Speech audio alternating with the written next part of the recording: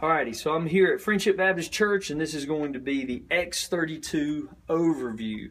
And what I'm going to attempt to do is to describe what all of the features in this channel selection area, what they do and what they mean and how they function. So we're going to start off by selecting one microphone channel, and I'm actually going to use channel 5 because I have a wired mic on that, or a wireless mic on it already. So I select the channel, and when I select the channel, everything in this region now is going to affect the microphone that I'm on. So if I come up here, the very first knob we come to is the gain knob. Notice what happens when I turn it to the left. All of a sudden I disappear. But when I turn it back to the right, I'm increasing the volume. This is considered the master gain level. So that's the first thing that you do, is you adjust the master gain level. Okay? So once I have a comfortable level, and I generally will start off, I'll take my channel and I'll move the fader to the 0 position, which is, you'll see 0 right there in the middle. And I move the center of the fader to the center 0 position. And then I come up to my gain knob and I begin to bring it up until the level sounds right to me. Okay, so now I have a good comfortable level here. That would now be adjusted. Now the buttons down below it, in our instance with the particular type of mic that I'm using, we're not going to need it, but I'm going to explain what it is anyway. So this is 48 volts. This would send power to a microphone such as a choir mic. So if I had a choir mic on this channel, I would press that button, it would turn it on, and that would then send power to the choir mic so they would function.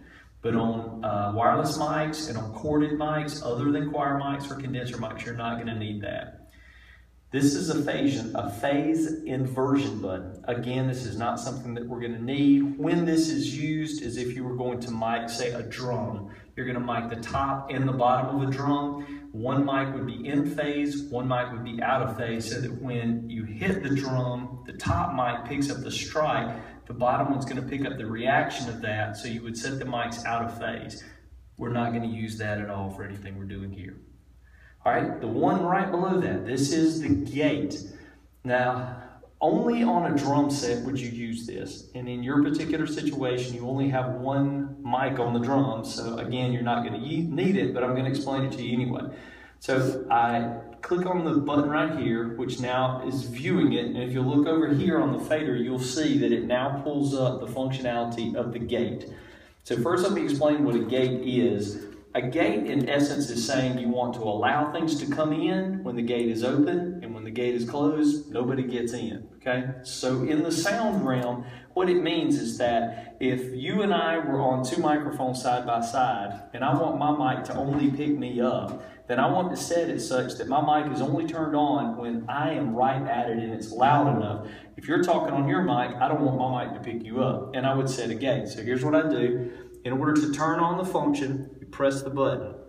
Now you'll notice if you look over here, see how it's flashing?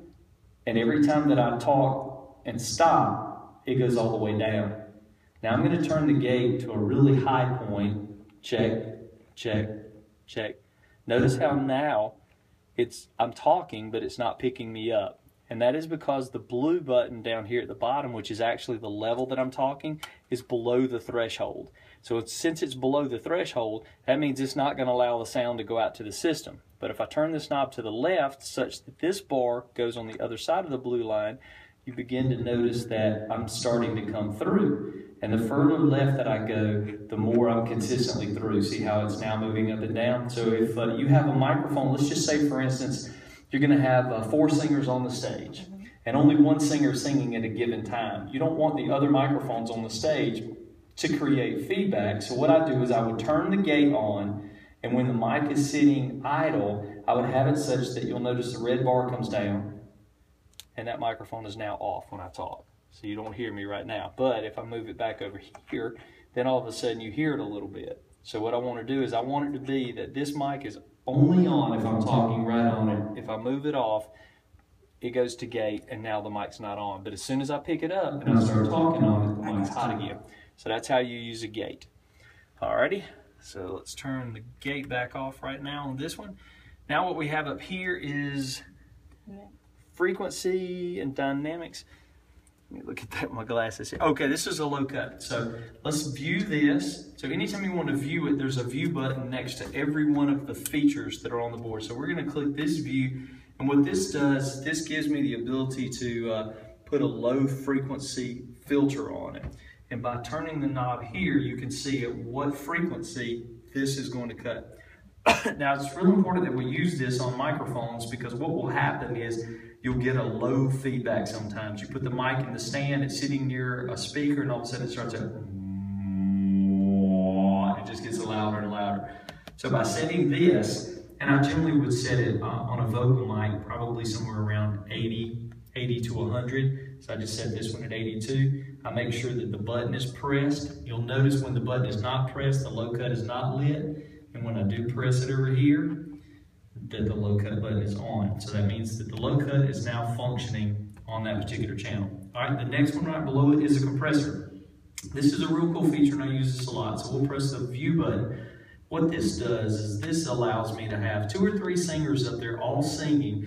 Each of us singing different levels. Like, I'm going to sing really loud, and the person next to me is not going to sing as loud as me. What I want to do is I want to set the setting in such a way that it allows my microphone to be turned down when I start to get too loud, without you having to sit here and ride the fader up and down. So you'll notice right now, what's happening is every time I start to get loud, this thing pushes the fader down, which doesn't allow me to be as loud. So even if I get a whole lot louder, like I'm getting really loud here, it stays the same in the sound system. So if you've got sister such and such who gets up there and sings and just stick the microphone in her mouth, that's going to keep her from getting overly loud by setting the compressor. Now, you don't want to compress it too terribly much, because if you compress it too much, notice how it starts to sound funny? It's like, it's just cutting the words off. So you don't want to do that. You just want to have it so that you get a natural sound, and when I sing, it just kind of keeps the levels at the same.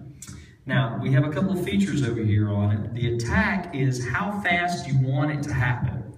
Like, do you want it just because, now if I'm Whitney Houston, I go, and I, when I sing the really loud high note, maybe I want it to compress then. But if I'm not singing that, I might want to actually turn that in such a way that it doesn't actually attack quite that fast. So you can see as I'm taking this knob right here and I'm turning it further this way, it'll take a little bit longer for it to react in the compression. Traditionally speaking, I set my attack time pretty fast. Now the whole time what this does, it says once it compresses you, how long do you want it to hold that compression before it releases? Now this gives an effect called breathing sometimes. You'll hear the mic, like when I had it set really towards compressing a lot, it kind of sounded funny. That's the system breathing. It basically is trying to open and close so fast that you hear it go as it's moving up and down. So I do the whole time, I let it stay open, so it compresses a little bit, it holds it for a second, and then it's going to release it. So the attack is how fast it's going to grab it, the hold is how long it's going to do it, and then the release time is how long, once it starts releasing, will it take to actually release. You want to adjust these times just to what sounds good to your ear, because you'll hear the artifacts in it if it's a problem. Now the other thing is you can compress the signal here and still turn the output gain, whoops, grab the wrong one. You can still turn the output gain to make it louder. So the only time you would want to do that is if you have somebody that's really soft, they sing really soft, you need to boost them up some more, you could use this to be able to boost them up. And then the last button over here is the mix. I always leave that at 100% because I want it to compress it and then give me the compressed signal output afterwards. So that covers all of the compressing. Now, the next one that we run into is the equalization section. And there's a whole lot of buttons on this. So what we're gonna do is we're gonna click the view. And now it's gonna switch over to the EQ, and you see there's some things already going on the stage.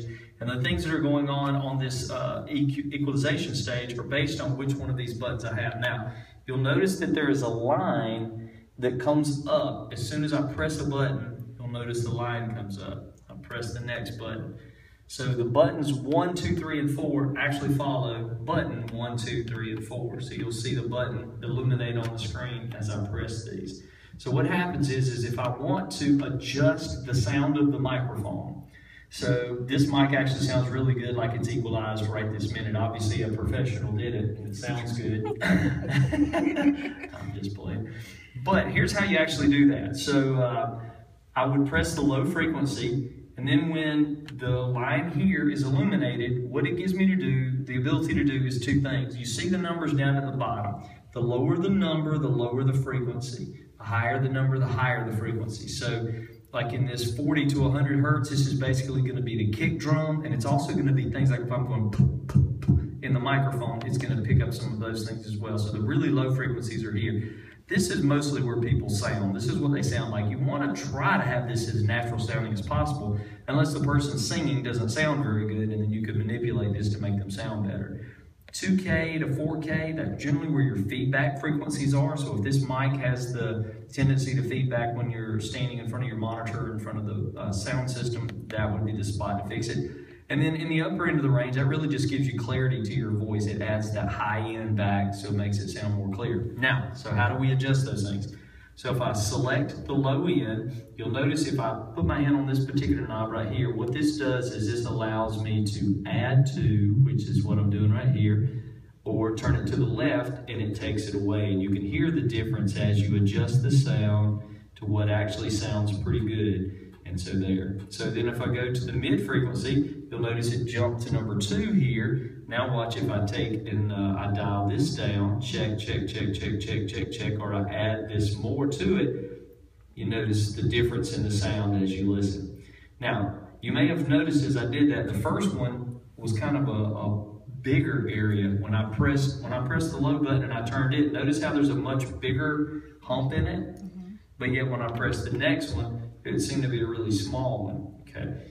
What we have to do to adjust a wider or a more narrow range is turn this particular top knob left or right. So now, for sake of example, I'm gonna dial this down, but now watch what happens when I turn this knob. See how it gets really skinny to versus really wide? So what this does is this allows you to dial in a specific frequency. That going to the right makes it a group of frequencies. And you can really make a major difference in the sound of the mic by doing that. So I'm going to set it back flat again so it sounds more natural. Same thing again when I go to here. You notice all of a sudden that number 3 just lit up. If I turn this top knob, you notice how it goes really skinny or really fat, just depending on what frequency I'm trying to do. Now here's one other thing that's kind of cool. If I take the middle knob right here, it allows me to move the frequency that I'm trying to work with. So if I'm not sure if it's 2K, 3K, or 4K, but I know something in that high mid-range just doesn't sound right, I can actually take it, dial it down, spread it out just a little bit, and then I can move it around and I can listen to the way that it sounds as I move it to see what sounds better or what doesn't sound better. And that's how you basically dial it in. The high end, same thing. Now I'm over on number 4 with the top button here. If I do this area, it stays more narrow, or go to the right, it's more wide. I generally kind of brighten it up a little bit. Here again on the gain knob, push it down, turn it to the right to bring it up. And that's a basic gist of how we do the equalization curves. Now, moving over to the next section. This is the bus sends. And what these are is this is what we're sending to the various other areas of the board. So if I press the view button now, I'm looking at all 16 of the outputs that the board puts out. If I want output number 1, notice where the green light is right now. So I press number 1 and I turn it up. You'll notice that the fader right next to it is moving. I turn it all the way down, it goes away. So this is controlling that fader, which is actually this fader right here. So this is that particular fader. So if I actually move this fader, I am controlling that particular one, because you'll notice that it says number 1, and this is the number 1 of the 16 faders. Now, this is a cool trick that corresponds this to these, and it's called sends on faders. So instead of having to take channel 1 and actually move it this way, I can press the sends on fader button, and now what happens is when I move this one, notice how it moves the knob here and how it moves the knob here. See how the two correspond? And that's by selecting the sends on fader button on this particular channel. Now if I do number 2, it does the same thing. Notice how number 2 fader is moving there and the number 2 fader is moving here. Now we're only using 1. That's all that we're using on this board, so that's the only one we've really got to be concerned with. So I can turn all those down. This is the only one, and this makes it get louder on the stage. You can hear it right now. This is the monitor stand on the stage. It's on, wide open, and it's off. So that's how you adjust the monitor level on the stage.